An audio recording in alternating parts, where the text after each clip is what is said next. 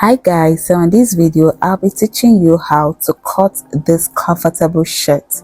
Over the years I have created a personal technique on how to cut a shirt, and it has been consistent in its results. If this is something that you're willing to learn, watch, and welcome back to my channel.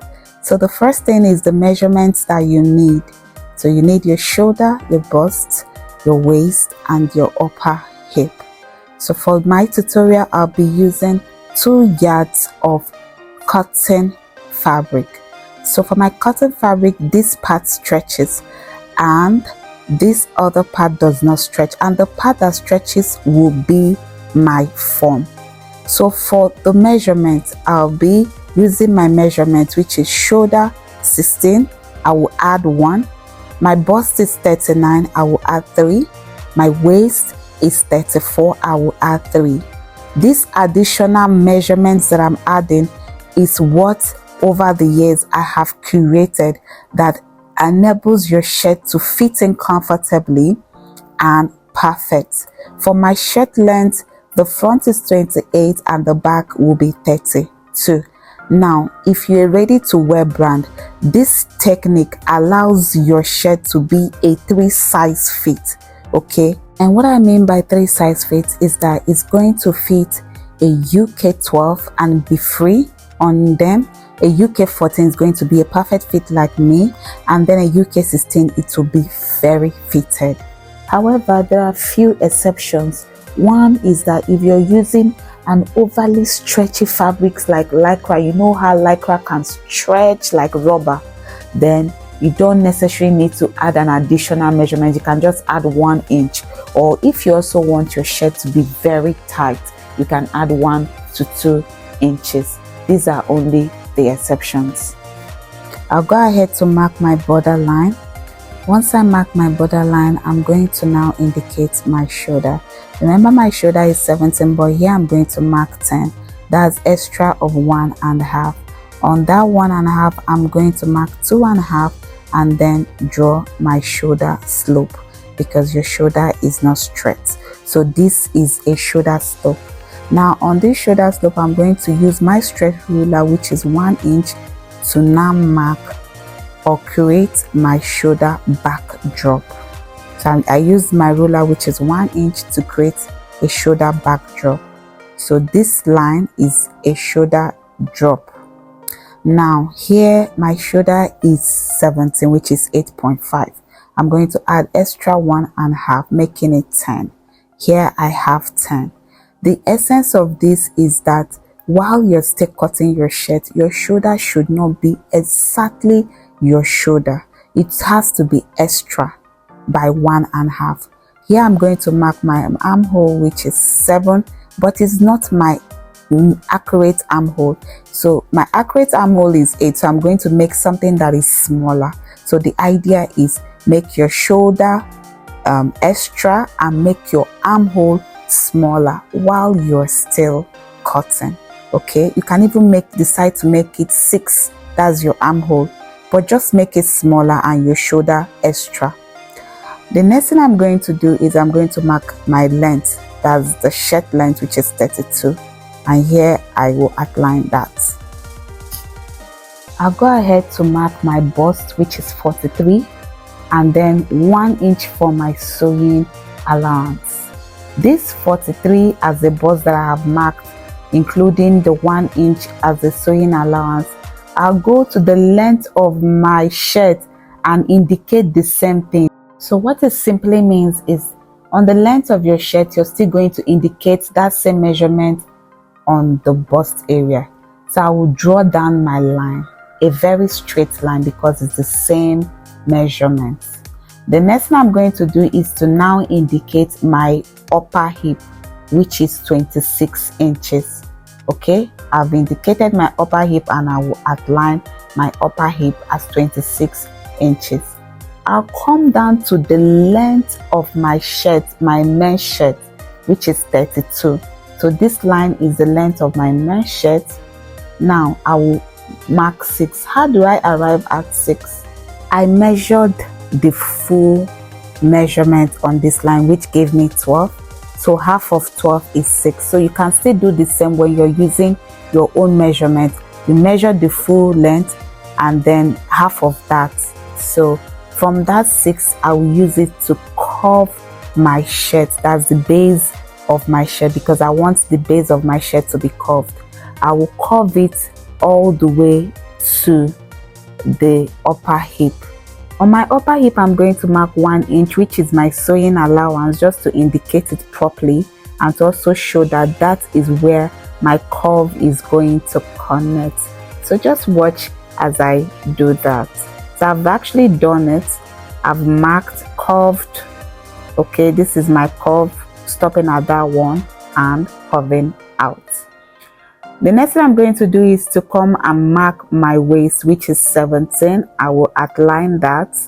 Now, for this waist, the only thing I'm going to do is I'm going to come in by 7, that's 0.75. I'm not going to mark my waist measurement. I'm just going to come in by 0.75, create something like a dot, like this. Come on the upper hip and add that same 0.75 out. Okay, you see what I just did there? So I didn't mark my waist. I only extended my upper hip by 0.75 and went in on the waistline by 0.75. Very simple. Okay, so that 7.05 I marked out on the upper hip here will make when you button your shirt, it's not going to be tight on the upper hip area. So I'll go ahead to mark out, which is this. So this is very simple. I hope you understand this part. It's quite very simple. If you don't, you can actually rewatch the video. Now here I'm going to fold in my backdrop and then iron. Remember, in our class we iron very well and we notch. So here I've actually ironed this part. Now becomes my front. I'll go ahead to mark 3 inches. So I'm marking at 3 inches. I'm done marking at 3 inches for my bottom flap. I will outline it. Now I've created my bottom flap, which is 3 inches. Then I'm going to carry my back and place. So what it simply means that when you're folding, you're going to fold something that will be enough for your bottom flap and accommodate the back. I'll go ahead to outline my shoulder. Remember, this is on fold, that's the back is on fold while you outline the front. It's very simple. You can just follow what I'm doing.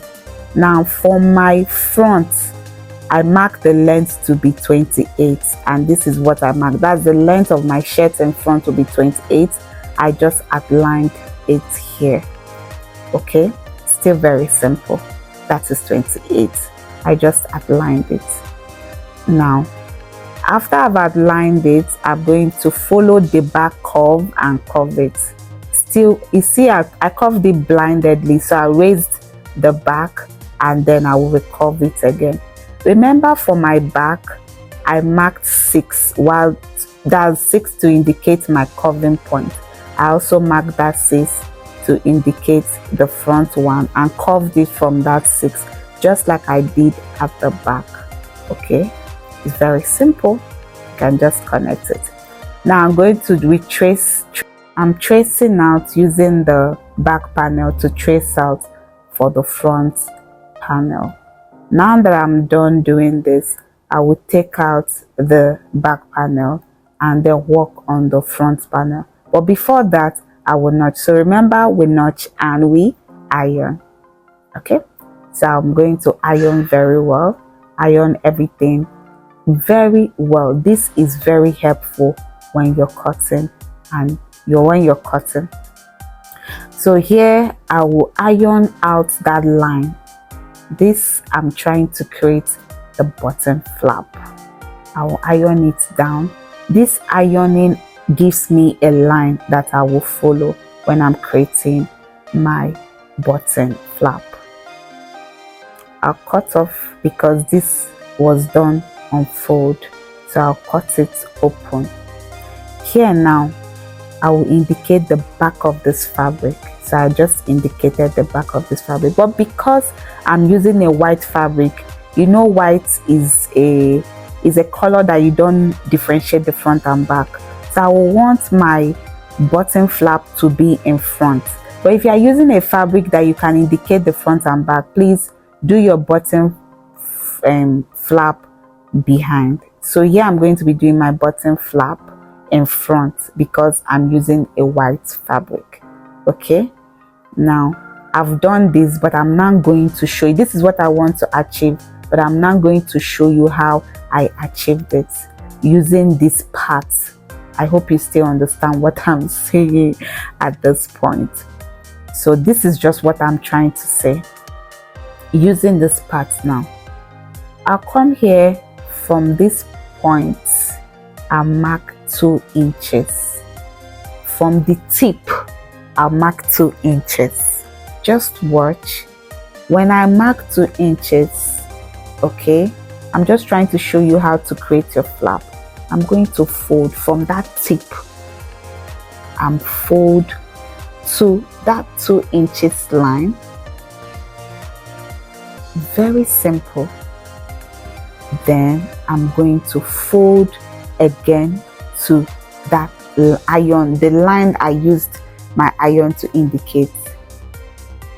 So this is how I just folded my 3 inches flap to come up to 1 inch. We want the result to be 1 inch.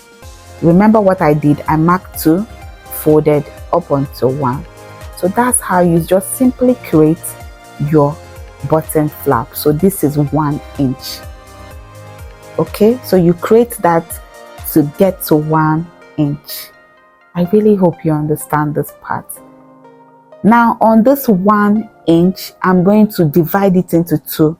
That is marking the center of that 1 inch. So this is 1 inch, just to mark the center.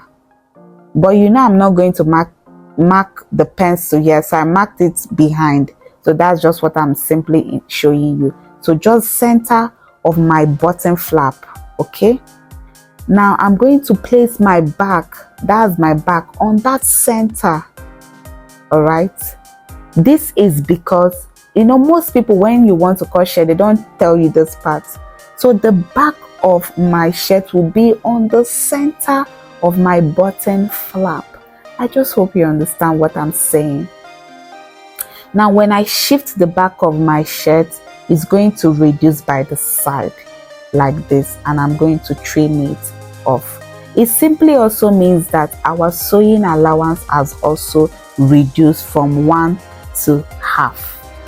All right, I'm going to remeasure my bust, which is 43, and then you could see that our sewing allowance has reduced a bit, but it doesn't matter because we've added 3 inches. Remember the additional 3 inches we added on our measurements, so it doesn't matter. Now this thing I'm doing is what we call rechecking.